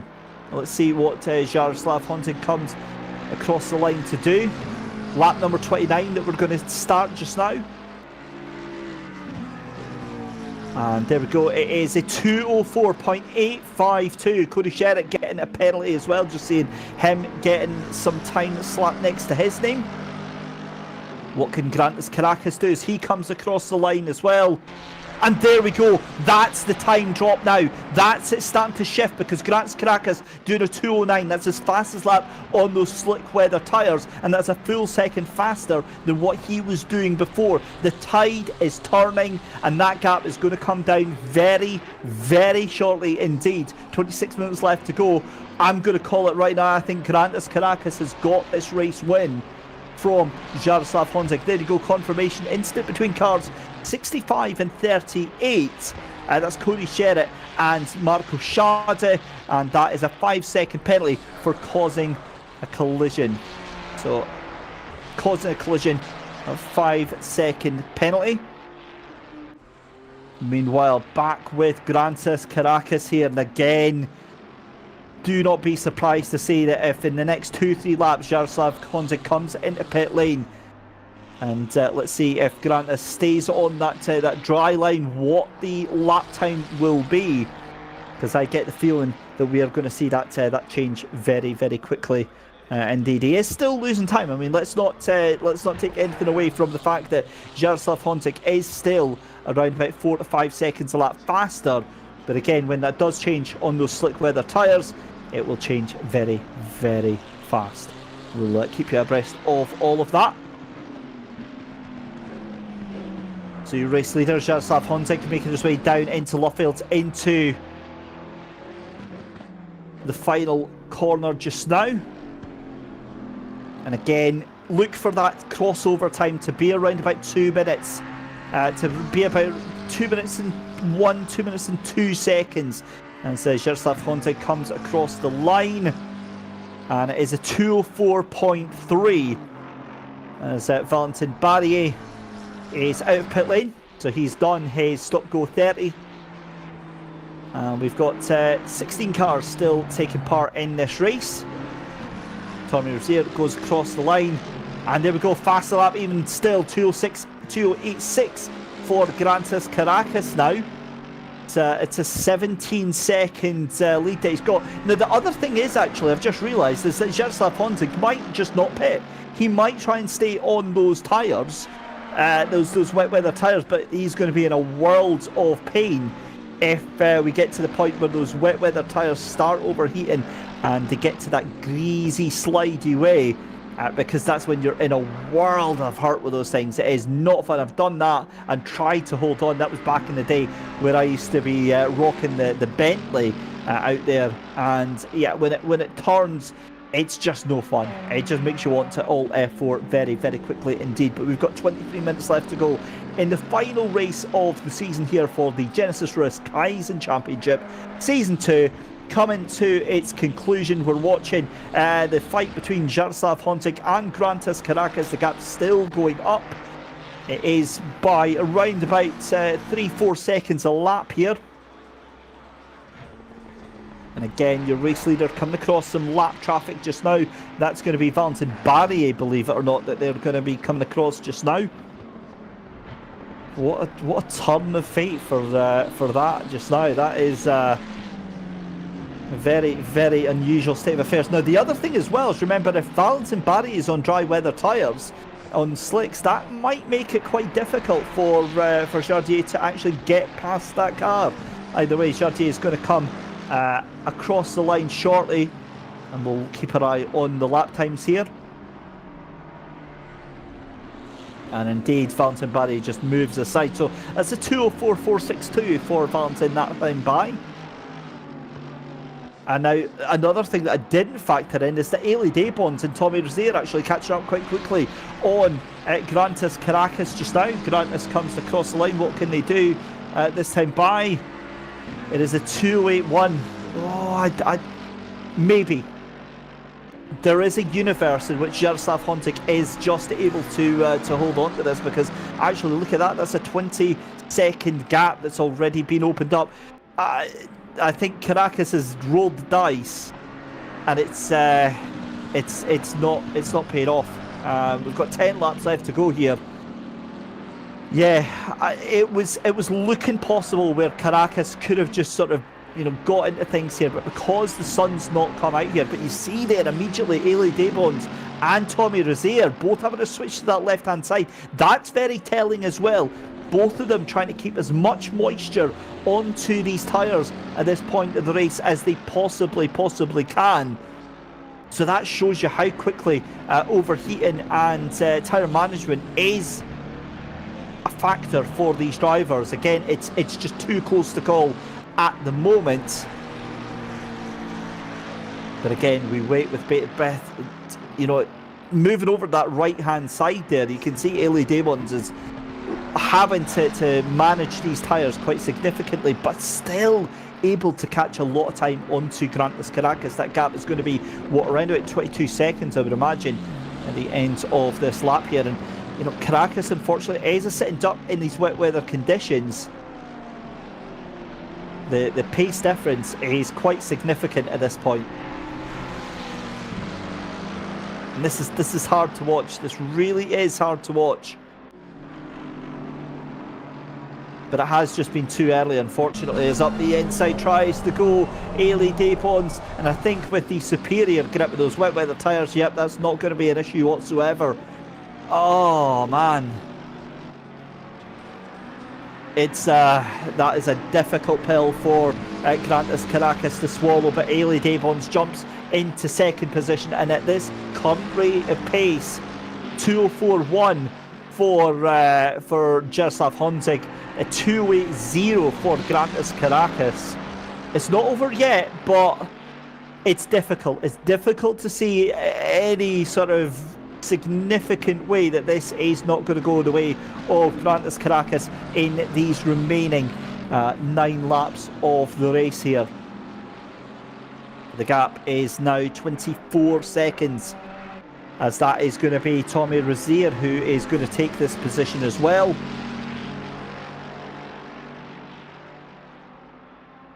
Up into Stowe Corner, and unfortunately that is going to be like taking candy from a baby. Even worse that Grantis gets forced off onto the slightly damp line. But again, you can see how little moisture there actually is on that track. It will differ at certain points of the track. What I'm looking for is the pace starting to slow for Jaroslav Honzig. If he's not got enough space on the track to cool those tyres down, whether or not he can actually get anything else out of those tyres. But I guess, you know, with that 24-second gap, he's not going to gain too much more over Ailey Dapons, because they're both on wet weather tyres. I still don't think that's enough to come into the pit lane. We'll see what can happen though, with 18.5 minutes left to go in the race. And I think actually Roland Stein has decided enough is enough there into pit lane as well, so possibly deciding to get onto those dry tyres just now. It's a 2:04.3 for Jardier, so that's 0.2 of a second slower that last time by. But my attention is almost certainly going to be with Grantis Caracas now, who's still hemorrhaging time behind those wet weather cars at the moment. As we see them going across the line just now. Grantis Caracas doing a 2:07.4. So the pace is slowly ramping up, but it's too little too late, you've got to say. It's certainly not going to be enough for a race win, you've got to feel.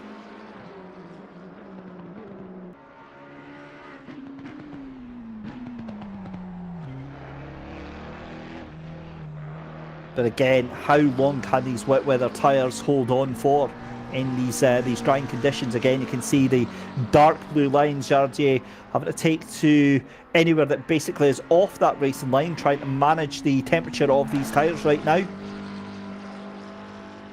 while pushing as hard as you can. And you'll start to notice the car slide a little bit more often than not.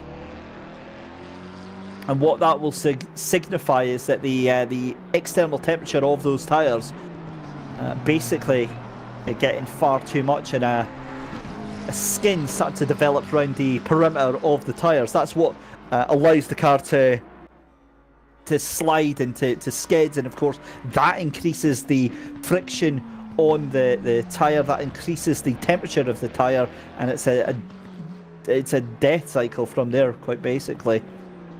It's just over 15 minutes to go, 16.5 minutes left to go. I am still waiting. I did honestly thought the track was going to come to speeds a little bit faster than this, but it's just not happening, really, as we're seeing Ailey Dapons coming under pressure from Tommy Rozier. Grantis Caracas now 3.5 seconds behind. Yeah, 2:04.3. This isn't happening.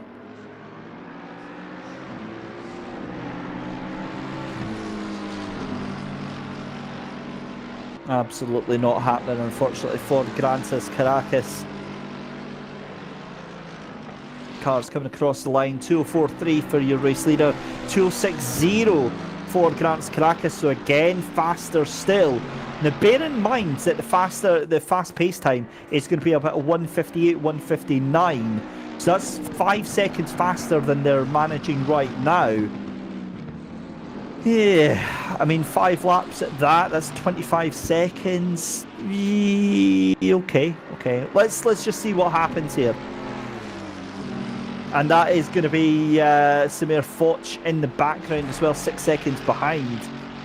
He wants to try and have this as well.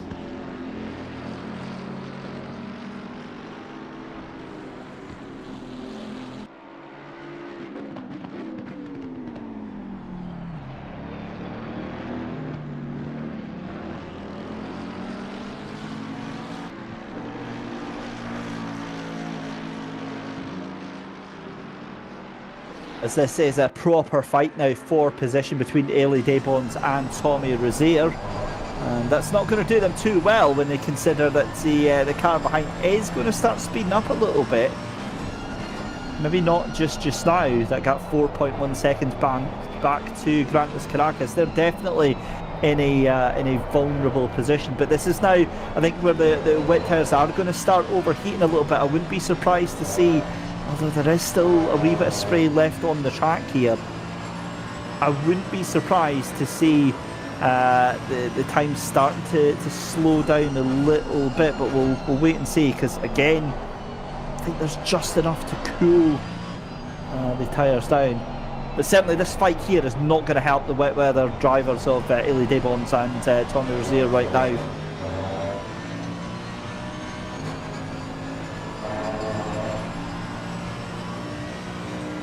They go across the start-finish line. 2:04.8 for Desbons and 2:04.8 for Tommy Rozier. 2:05.4 from Grantis Caracas. I think we're a lap away from Caracas actually being faster than everyone else now. So Caracas doing his personal best of the race here. And this is yeah. I think he'll definitely get on the podium, but I just cannot see a world in which you undo the 25 seconds that's up to Jaroslav Honzik. Well, given that it's 30 seconds actually up to Jardier from his point of view, but we'll wait and see.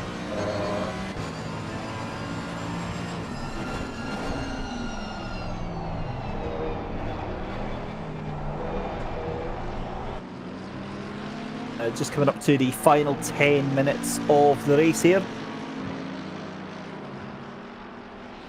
And you can see Elie Desbons going defensive, getting a little bit of wet weather, or a little bit of moisture onto those tyres, try to cool them down just a little bit.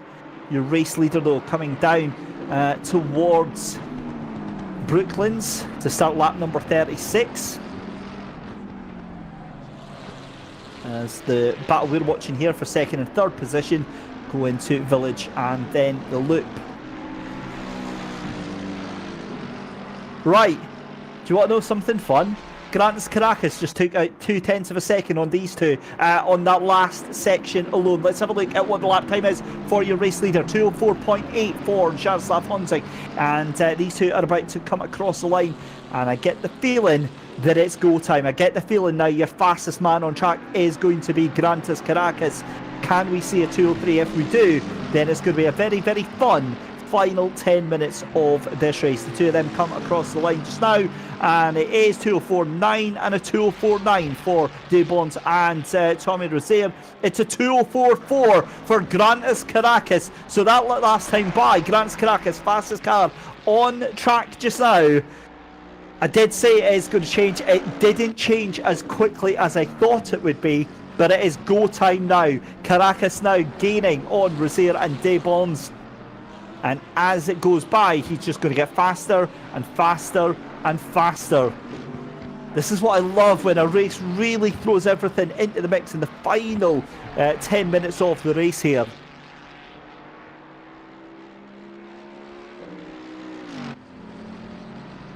So 4/10 faster than your race leader, but ultimate pace, I think, of this car is going to be at least 4 seconds faster than it currently is just now, and it's been catching, or gaining rather, pace-wise about a second a lap here.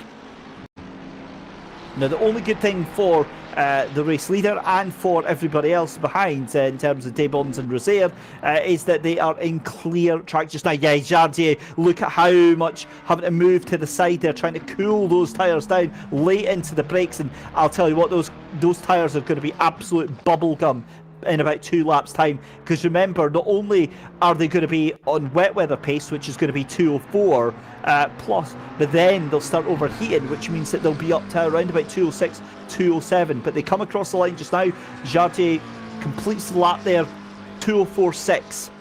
So again, we're well off the 204.1s that we were seeing earlier, so the pace starting to drop away just very, very slightly. But the gap now is coming down. It's about 1.2 seconds has Grantis Caracas caught second and third place in 2 sectors alone. This is going to be a big lap here for Grantis Caracas. What can Debons and Rozier do as they come across the line? It's going to be a 204, 205 and a 205 for them. Grantis Caracas, 204.1. Fastest lap of the race. Here we go. 5/10 faster than your race leader, 1.2 seconds faster than Debons, and 1.5 seconds faster than Tommy Rozier. We do have a little bit of fun coming up here, but at the moment it's still definitely not enough for the race win. That's the overwhelming truth of the matter. With the final 9 minutes left here, I cannot see a race win going to Grantis Caracas. I'm not saying it's not going to happen, I'm just saying it's highly, highly unlikely based on the time going on just now. Samir Foch, in 5th position, is about 10 seconds ahead of Tariq Adam. Sakari Lettinen is behind. How the hell's that happened? Jonathan Clifford up to P9. He was fighting down in P16 with Jan Rochelle. What a performance! That's incredible for Jonathan Clifford. I mean, he is back down into 10th position now after that move there, but my God, that's awesome. And you know what else is awesome? The fact that Grantis Caracas is now onto the tail end of Tommy Rozier and Ailey Debons. Your race leader away to come across the line, coming through into Luffield to start another lap here.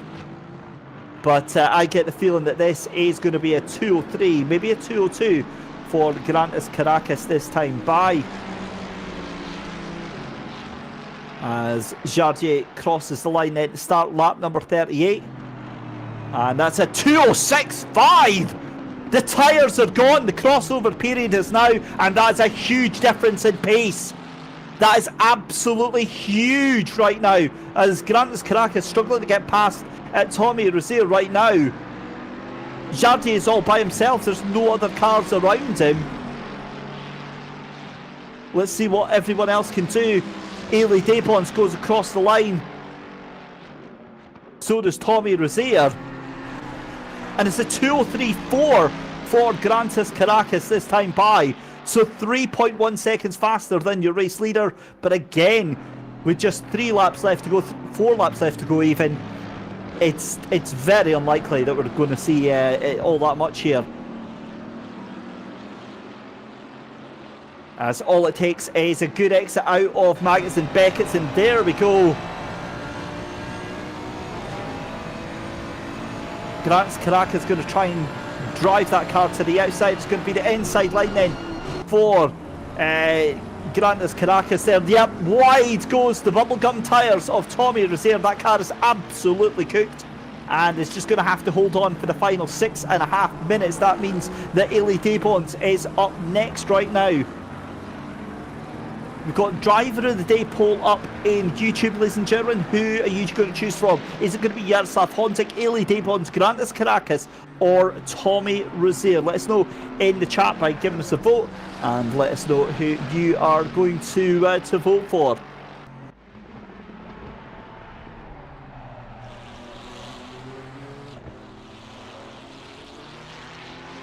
As Cody Sherritt is on to the back of Tariq Adam.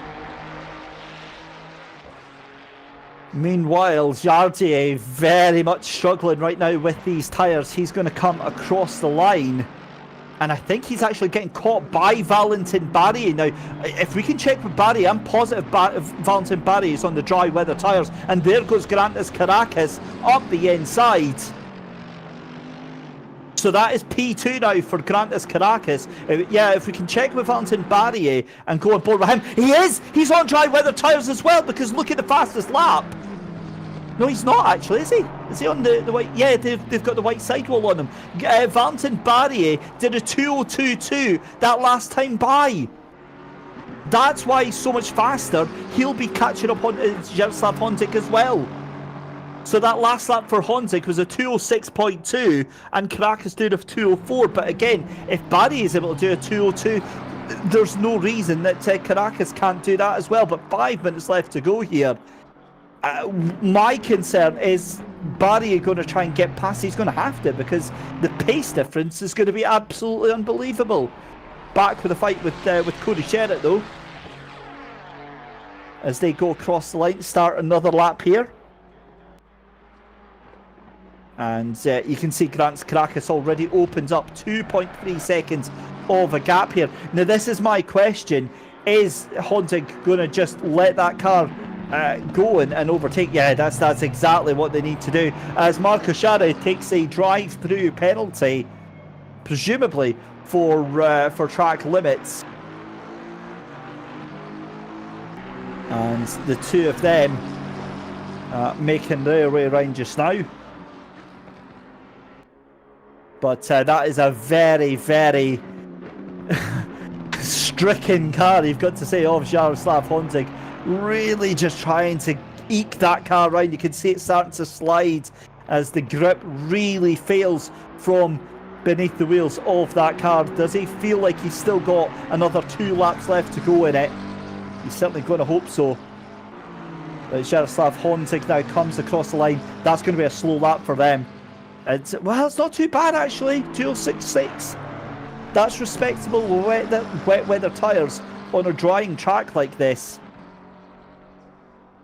But you can see already how much of a gap that car of Valentin Barry is able to open up to the car in front here. As across the line, my God, that's 10 seconds that we've closed up. 2:01.590 from Grantis Caracas. The gap is now 20 seconds. And we were 5 seconds a lap faster on that. Again, if the track had changed earlier, then we would have had a very, very different story. But we'll go across the line. We've got 2 laps at least left to go here. Your race leader, in fact, it is going to be 2 laps left to go. Just try to think, because he'll cross the line. Yeah, with 1 minute or so left to go, and then that'll be the final lap of the race. So Jaroslav Honzik through the second half of the circuit. This is coming through into that right-hander, into Abbey and Farm Curve. Well, you want the drama, you wanted the excitement. Poof! You're getting it in bucket loads here at the Genisus Risk Kaizen Championship. A huge thank you to everyone at home that has been watching throughout the course of the season. It's been our pleasure to bring this fantastic, fantastic championship to you. We hope you've enjoyed every single moment of the action as much as we have. Oh, hang on a minute. That gap's now 14 seconds and we're only halfway through the lap here. Oh, this could be huge. I think it's going to be about 6 or 7 seconds slower as we go across the line, because we're into Luffield just now. We go across the lap there, 2:06.6 on lap number 41. So that's again another 5.5 seconds slower there. As Grantis Caracas 2 minutes 0.7, 6.6 seconds faster. We've got 2 laps left to go. Although with a minute left to go, so this is it. This is surely going to be the last lap of the race.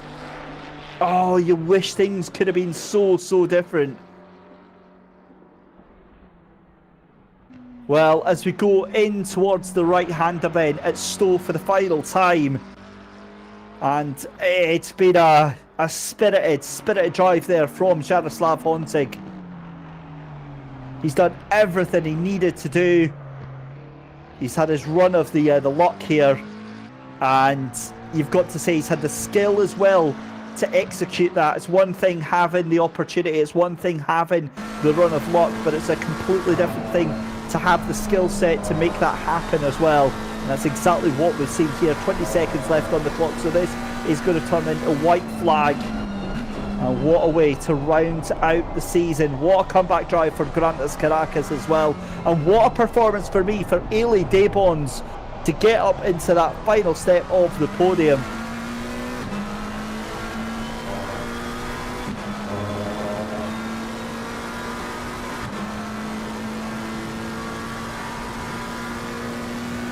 And for me, I think it's, I mean, it's been an amazing drive for Jaroslav Honzig.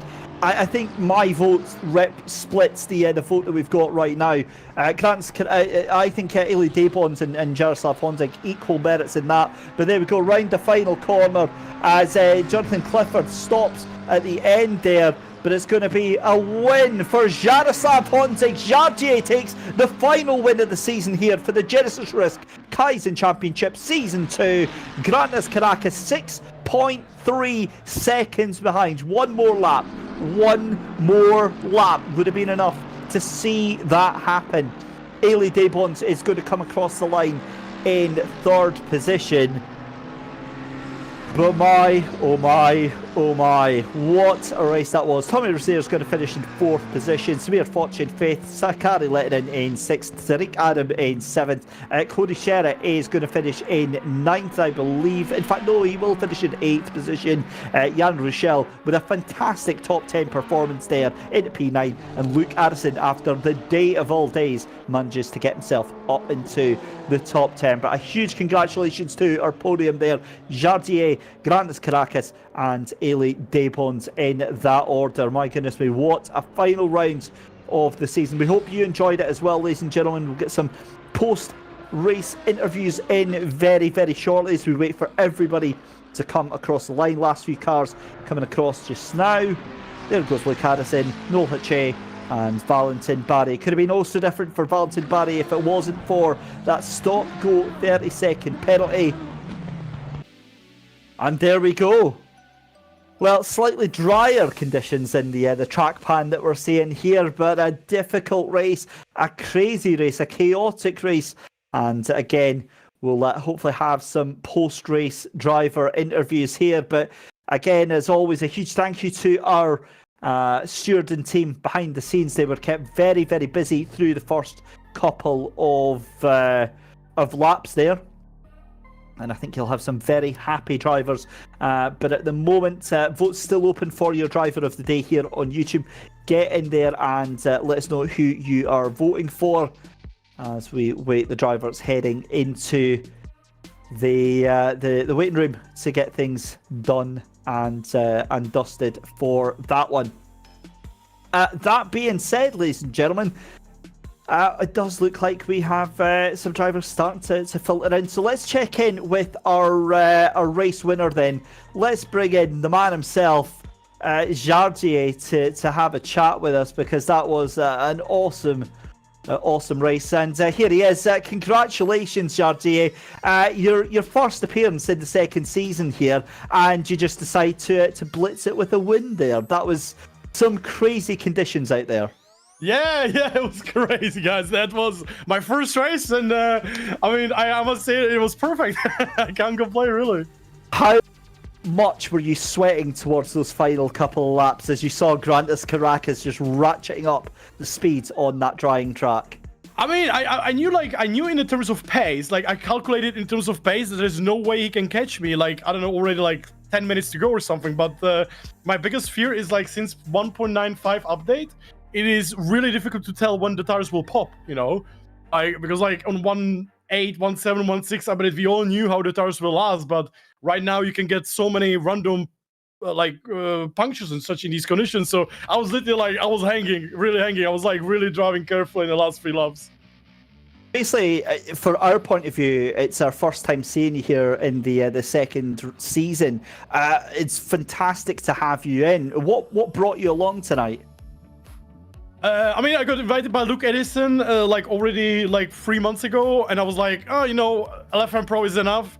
But then I was watching George and all the guys racing, having amazing racing during the championship. I was like more and more into it. So I was like at least watching it all the time. And I was like, you know what? Maybe the next season I will join. Let's just try at least join one race and see how it goes, So now I will probably have to join for the next season, Yeah, no, 100%. And obviously the other thing as well, Jaroslav, is winning our Driver of the Day vote as well. Our audience obviously seeing the hell of a work that you put in there. Talk us very briefly about how LFM Pro has been going for you this season. It's been good. I mean, the qualifications were big. I used to be really good in a quali, but since 1.9 update, I'm just struggling big time. I dropped the pace, and in a quali, I dropped the pace, and I'm just not very happy with it. So I was qualifying, let's say P30, but I was finishing P10, 11, 12. So considering the competition, I would say it was pretty good. But still plenty of room to improve, because the competition is very, very difficult. So I honestly, I'm happy. I'm happy with my performance overall. And I'm going to take advantage of a personal chance actually to get a chat with you here. So one quick question then. Obviously, one of the biggest announcements coming up for ACC next week from the Nordschleife coming here on the 1st of April. How hyped are you for that? Oh, like a little kid, man. It's just impossible to even say. I basically, since ACC released, I'm looking forward for Nordschleife, and I was having so much hopes for so long, and so many people were making fun of me that's never gonna happen. And then somehow, we got lucky with the SRO bringing the 24 Nordschleife, and now we're getting the track. So I'm so happy. I honestly just can't wait, and making Monday already. Well, listen, a huge congratulations. Thanks very much for joining us tonight, Jardy. And also a huge congratulations from everyone here at Genisus Esports on your upcoming real-life championship this year. Yeah, thank you so much, guys. Thank you very much. Have a great night. There we go then. Race winner, Jaroslav Honzik, Jardy taking the win there. And as always, just an absolute bubbling ball of effervescent energy there. It's always fantastic to have a chat with Jardy. Right, let's bring in the man who could have so nearly knocked him off that top spot. Let's bring in Grantas Caracas there in second place. Grantas, congratulations on P2. One more lap. I can imagine that's all that's going through your head right now. Yeah, thank you. Absolutely. One more lap, I think I would have done it. That was really weird, to be honest. I expected the race to be a way better call here, actually. It wasn't drying up at all, basically. It just dried up I thought it was gonna dry up after 10 minutes, and it dried up after 25 minutes. So yeah, it was very unexpected. I guess there were not enough cars on track to actually dry up quicker, so I guess that impacted.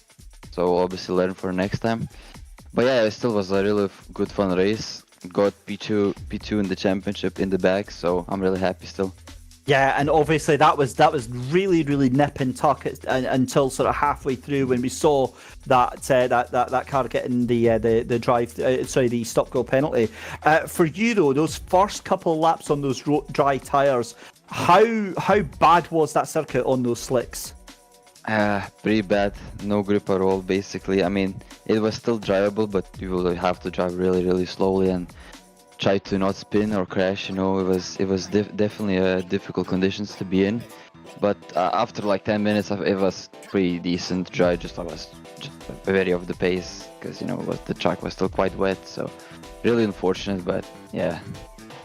Well, a huge congratulations on taking P2 in the championship, Grantas. It's been amazing to watch your season unfold. Do you have anybody that you want to say thank you to, or any partners or sponsors of that?